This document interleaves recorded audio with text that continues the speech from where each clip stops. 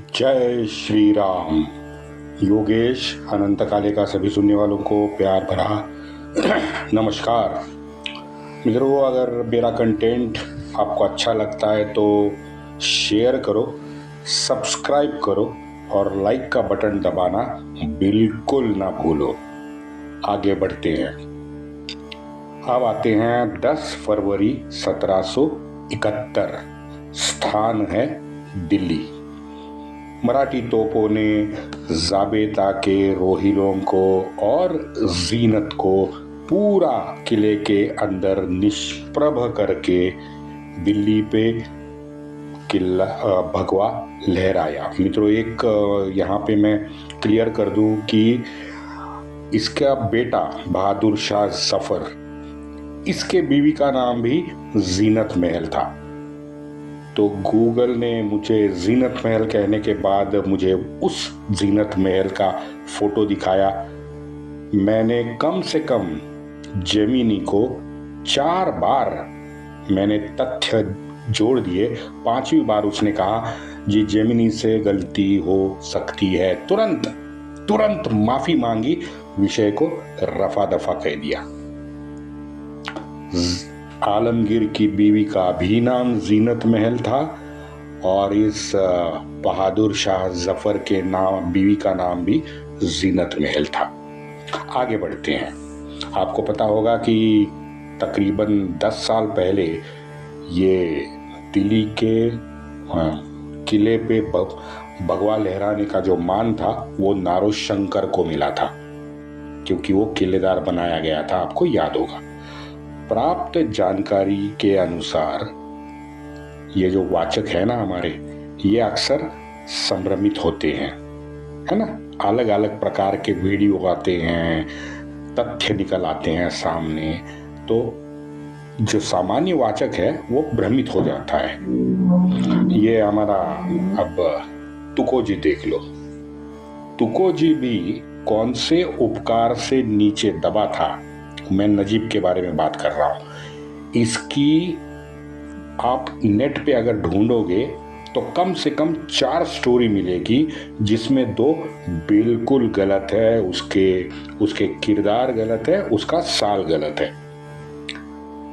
अब ये हमारे लिए, हमारे सामने बड़ी चुनौती है मित्रों कि इसमें पूर्ण सत्य कैसे खोजे।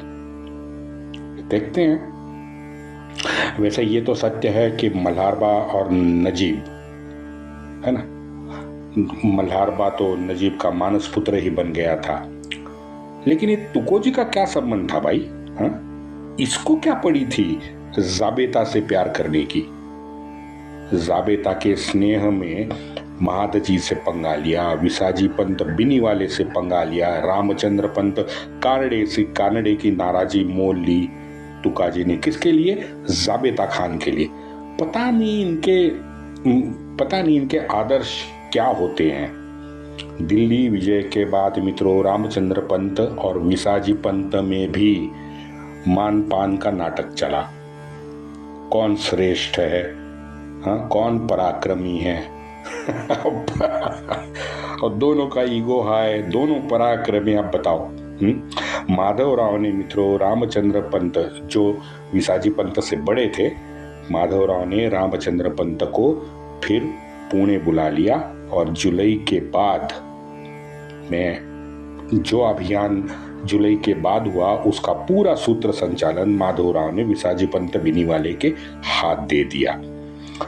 71 का वर्षा ऋतु क्षीण होने के बाद में शाह आलम फर्रुखाबाद के नजदीक नबीगंज है, वहां नबीगंज में छावनी में रह रहा था। फिर वर्षा ऋतु के आखिर में वो नबीगंज की छावनी छोड़ के 16 नवंबर को अनूप शहर जाके पहुंचा। अनूप शहर में प्रत्यक्ष महादजी शिंदे ने शाह आलम से भेंट की। अनूप शहर से 28 नवंबर 1771 को शाह आलम निकला और 25 दिसंबर के शुभ मुहूर्त पे नगर प्रवेश और सिंहावरोपण उसका हो गया। यहाँ भी हमारा जो गाजी उद्दीन है ना, गाजीउद्दीन यहाँ भी 1971 में भी मोमिनों से मार खा गया मित्रों।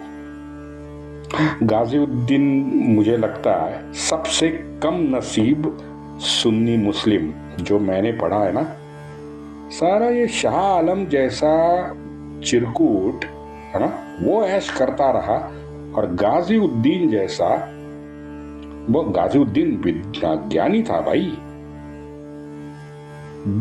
वो बदनसीब निकला। क्या बताएं, वजीरी उसको मिलने वाली थी क्योंकि मराठे ने, महादजी शिंदे ने उसको बोल दिया था कि भाई वजीरी हम गाजीउद्दीन को देंगे, लेकिन नहीं मिली।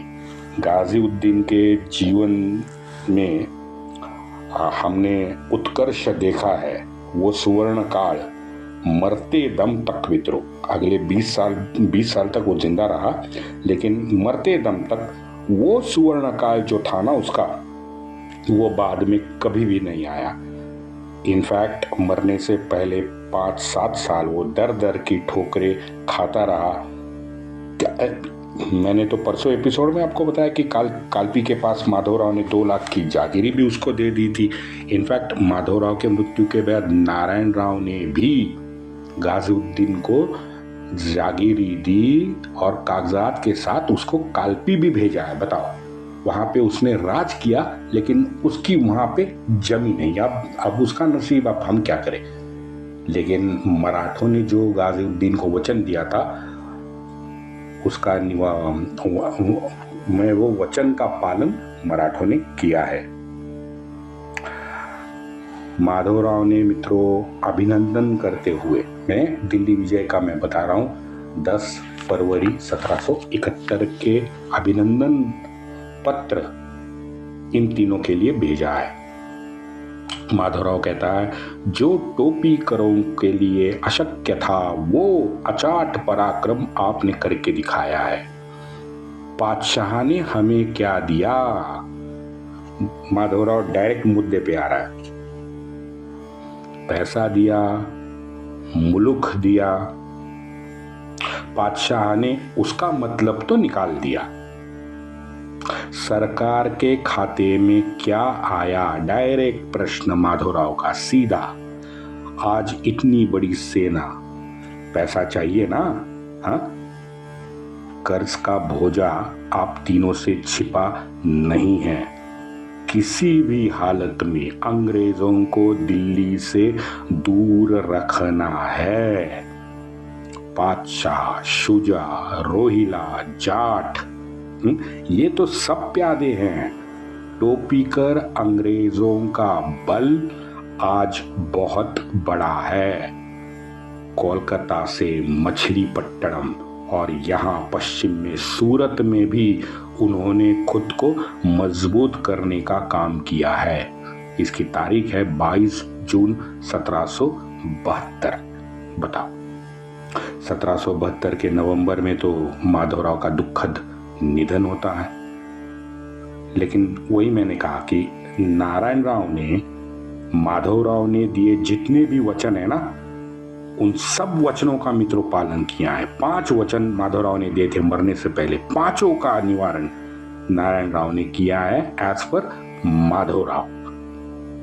गाजीउद्दीन को जैसे ऊपर मैंने कहा जागीरी सौंप दी, दुनिया भर की ठोकरें खाता, ये भिखमंगी हालत में मित्रों 28 मई 1802 में जाकर मरा। बताओ कितना कम नसीब होगा।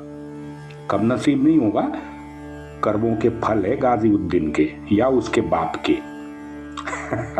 गाजीउद्दीन की तो स्टोरी मालूम है, हम समय नहीं गंवाते हैं, आगे बढ़ते हैं। तो ये हमारा ये कम नसीब को अपने कर्म का फल भोगते भोगते गाजीउद्दीन 28 में 1802 को जाके मरा है। बताओ, पानीपत हुआ 1761 में, यानी कि तकरीबन 41 साल दर दर की गाजीउद्दीन ठोकरें खाते रहा। दिल्ली विजय के बाद उत्तर में अभी मराठों के सामने सिर्फ एक बचा था, और वो था रोहिला जबेता। शातिर शाह आलम तो था ही, तो शाह आलम ने दिल्ली आते आते 15 लाख रुपए तो मराठों को दिए नहीं, ना वसूल करके आगे के 25 लाख रुपए दिए। बताओ। हाँ, 2 लाख रुपए मात्र महादजी के हाथ में थमाए। 2 लाख रुपए। अब पता नहीं उनमें क्या चर्चा होगी, लेकिन महादजी ने वो एक्सेप्ट किए। शाह आलम का कहना था भाई पैसा आएगा तो आएगा कहां से। तो जब प्रयागराज से वो निकला तब अपने मुंह का शाह आलम ने जो गटर किया था ना, 15 लाख दूंगा, 25 लाख दूंगा, वो क्यों किया था? तब तुझे नहीं पता था पैसा कहां से आएगा। आज का हमारा पड़ोसी पोर्की देखिए, उसी लाइन पे है। हाँ, जो जी में आए बक देता है। भाई कोई आगा नहीं, कोई पीछा नहीं, कोई प्लानिंग नहीं, कोई योजना नहीं, बस अभी का निकाल दो, IMF से पैसे निकल जाए बस। शाह आलम का हाल वही था, क्योंकि वो भी तो मोमिन था। फरवरी 1772 को मराठों ने मित्रों जाबेता पर धावा बोल दिया। अब और एक मोमिनों की फितरत देखो। ऐन मौके के वक्त जो सो कॉल्ड महान योद्धा कहते हैं ना हमारे पुस्तकों में, हाफिज रहमत मियां। कहाँ था रहमत मियां? वो जो नजीब के साथ जब था वो भाग गया था, ये अहमद शाह के समय। अभी हाफिज रहमत जाबेता की मदद के लिए नहीं आया, तटस्थ बना रहा। रोहिला खंड में जगह जगह पे हमारे जो चवन्नी छाप मोमिनों की टोलियां थी ना, वो उम्मियत उम्मियत उम्मियत का झंडा लेके गंगा तीर के पार खड़ी थी। लेकिन भाई साहब, इन चिरकुटों को मालूम ही नहीं था कि पाला किससे पड़ा है। पाला पड़ा था महादजी शिंदे और विसाजी पंत। अब बताइए। हाँ, महादजी शिंदे ने मात्र 3 दिन में मात्र इन सभी गंगा पार वाले जितने भी चवन्नी छाप मोमिनों की टोलियां थी ना, उनको कीड़े की तरह मसल दिया 3 दिन में। लिखा है मात्र 9 मावड़े जख्मी हुए। अगर कोई वीर मरण प्राप्त होता तो डेफिनेटली हमारे लिखते ही लिखते। मैंने हर बार कहा है आपको कि युद्ध में इतने मावड़े मरे, इतने मोमिन मरे, मैंने बता दिया है। उसमें क्या है भाई, लड़ाई हो गई, 350 मावड़ों ने अपना जान वहां पे युद्ध भूमि में गंवा दिया। लेकिन यहाँ इस 3 दिन में गंगा तीर के पार जो लड़ाई हुई, इसमें मात्र जख्मी मावड़ों की संख्या दी है। इसका मतलब है महादजी ने इनको कीड़े की तरह मसल दिया है। ये बिल्कुल सही वाक्य है मेरा। गंगा पार करके महादजी और मराठा शुक्रताल पहुंचे, क्योंकि वहां जाबेता खान था। अब ये घटना हुई 3 मार्च को। एक दिन रुक के 4 मार्च 1772 को शुक्रताल के किले पर महादजी ने सुबह ही तोपों को बत्ती लगाई और हमला शुरू कर दिया। उस रात को मित्रों दिन भर तोपों के गोले किले पर टकराते रहे।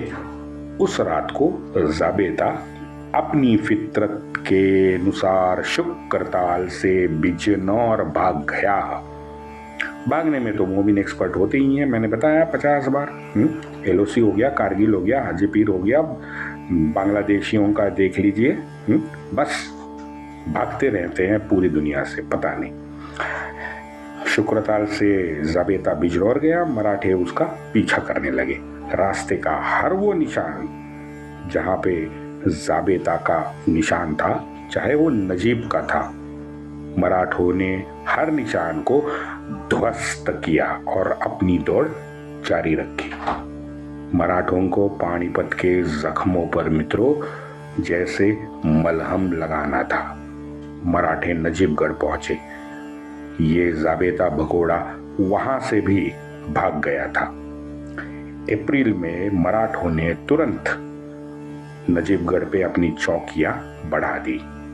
अब मित्रों नजीबाबाद और नजीबाबाद के जस्ट बाजू में जो पत्थरगढ़ है, इन दोनों जगह जाबेता का मित्रों मराठों को अकूट धन मिला, युद्ध साहित्य मिला, ये सभी मराठों के हाथ पड़ा।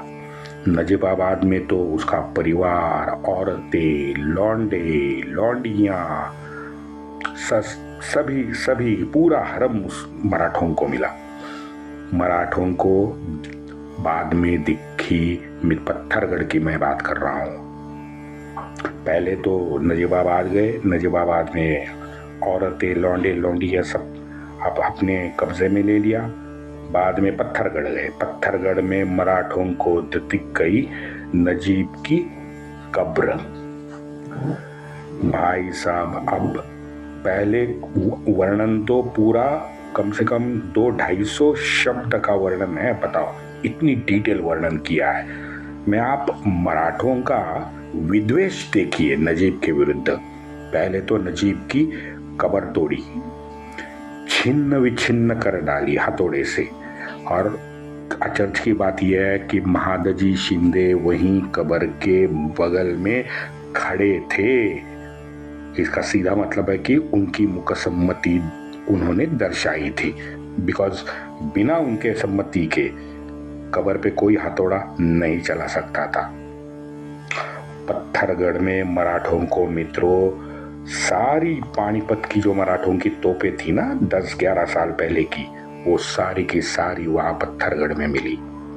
और एक चीज का मैं उल्लेख करूंगा, मराठे किले के अंदर सभी चिन्हों को निस्तनाबूद करते जा रहे थे। तो महादजी के सामने एक महिला आ गई, बुर्के में थी। उसने रोते रोते महादजी के पांव छुए। अब महादजी अचंभित हो गए, अरे बाप रे, ये मैं किले के अंदर की बात कर रहा हूं। महादजी, महिला ने जब पांव छुए तो महादजी तो अचंभित हुए। पहले तो उस महिला ने साहस दिखा के युद्ध प्रसंग में सामने आने का उसने एक महत् कार्य किया था। उस महिला ने महादजी के साथ हरम में महादजी को वो ले गई और हरम में छिपी और 23 महिलाओं को सामने लाया। मित्रों, ये सभी 23 महिलाएं पानीपत के युद्ध शिविर में गुलाम बनाई गई हमारी मराठी महिला माताएं थी। 10-12 साल से इन कुत्तों ने हरम में गुलाम रखकर वहां पे वो सड़ रही थी माताएं सब। महादजी भी थर्राए होंगे, मैं बता रहा हूं। 23 महिलाएं निकली हरम से। भाई महादजी कोई निष्ठुर असंवेदनशील मोमिन तो थे नहीं, प्रकांड पंडित थे। मैं भी, मुझे याद आया, महादजी शिंदे इन्होंने भगवद गीता पर मित्रों उनका टीका ग्रंथ प्रसिद्ध किया है। बताओ, और सिर्फ टीका ग्रंथ नहीं लिखा भगवद गीता पे, उन्होंने मराठी भजन भी लिखे हैं। बस इससे ही आपको अंदाजा हो जाता है कि उस महापुरुष का उसकी विद्वत्ता क्या होगी। आगे बढ़ते हैं। महादजी ने सभी माताओं को वहां से तत्काल पूना भेजने का काम किया है। जैसे मैंने ऊपर कहा, पत्थरगढ़ में तो संपत्ति बहुत मिली थी। महादजी वहां पे रुके नहीं, महादजी आगे घोसगढ़ गए। घोसगढ़ को तो मराठों ने नक्शे से ही गायब कर दिया। प्रचंड तोड़फोड़, तहस नहस, पूरा किला का किला तहस नहस कर डाला। इन दोनों जगह पर मित्रों मराठों के दिमाग में मुझे तो लगता है खून सवार था। इतनी जबरदस्त तोड़फोड़ की, इतने निचले स्तर पे जाके मराठों ने खून किए, हत्याएं की, वहां उन दोनों जगह पे आगजनी की है। मैं मराठों का ऐसा विद्वेष मित्रों मैंने इतिहास में नहीं पढ़ा है, कसम से बोल रहा हूं। मैं जब से शिवाजी महाराज आगरा किले में थे ना, तब भी इतनी खून हत्याएं और आगजनी नहीं की थी जितनी ये दो जगह पे की, पत्थरगढ़ और घोसगढ़, और वो नजीब के कब्र पे। बहुत बहुत जबरदस्त मराठों ने अपना बदला लिया है। लगता है सही में 10-11 साल के बाद मराठों के पानीपत की हार का ये नतीजा था कि मराठों के दिमाग में खून सवार था। हमारे मावड़ों ने हिंदवी स्वराज्य पर धावा बोलने वालों को उस समय पूरा सबक सिखाया। संख्या तो दी नहीं है, लेकिन दोनों जगह पे मराठियों ने बहुत सारी मार काट की है, संख्या नहीं दी है। राष्ट्र के लिए त्याग और प्राण देने वाले हमारे जो वीर थे ना, उसको मराठों ने ये श्रद्धांजलि दी थी। नजीबाबाद, पत्थरगढ़ और घोसगढ़। ये मैं नहीं कह रहा हूं, ये जो श्रद्धांजलि की बात है ना, ये महादजी शिंदे ने कही है घोसगढ़ के बाद में। उनके जाज्वल्य राष्ट्राभिमान का ये वाक्य मित्रों, ये वाक्य द्योतक है।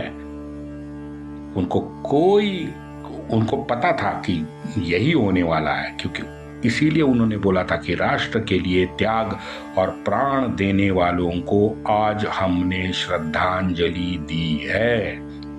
महादजी शिंदे के वाक्य है। रोहिला का रोहिलों की जो वो एक छवि बना दी गई थी ना पराक्रमी होने की, कि भाई पठान है, वो छवि पूरी की पूरी 1772 में नष्ट हो गई, क्योंकि बचे कुछ जो रोहिला थे ना, वो हिमालय के तराई क्षेत्र तक वहां ऊपर भाग गए। स्वतः जाबेदा भाग के जाटों के शरण में आया। पता नहीं जाटों ने उनको शरण क्यों दी उसको। शुक्रताल, पत्थरगढ़, घोसगढ़, नजीबाबाद, यहाँ मेरी सारी दौलत हो, हाथी हो, घोड़े, ऊंट, पानीपत की तोपे। माधवराव कहता है, आप सभी ने अपार यश हासिल किया है। रोहिला अति गर्वित और बेलगाम हुआ था। आपने उसका पारिपत्य यथायुक्त किया है। 28 मई 1772। ये सारी घटना मित्रों विसाजी पंत ने पुणे लिखी है। मैंने कहा ना, इनके पत्र कम है, इतिहास लेखन ज्यादा है। विसाजी पंत ने ये पूरी, मैंने जो अभी कही ना, ये सारी डिटेल विसाजी पंत के पत्र में लिखी है। और माधवराव ने भी उसका दीर्घ उत्तर भी दिया है। लेकिन माधवराव ने आखिर में कहा है एक वाक्य कि भाई दक्षिण में भी त्र्यंबकराव विश्वनाथ ने हैदर को धूल चटाई है। आज दक्षिण और उत्तर दोनों तरफ से सुखद वार्ता पाके हमने संतोष हुआ। वाडवडलान से पुण्य प्रताप और स्वामी कृपा से हमको ये यश प्राप्त हुआ है। ये माधवराव कहता है। वंदे मातरम।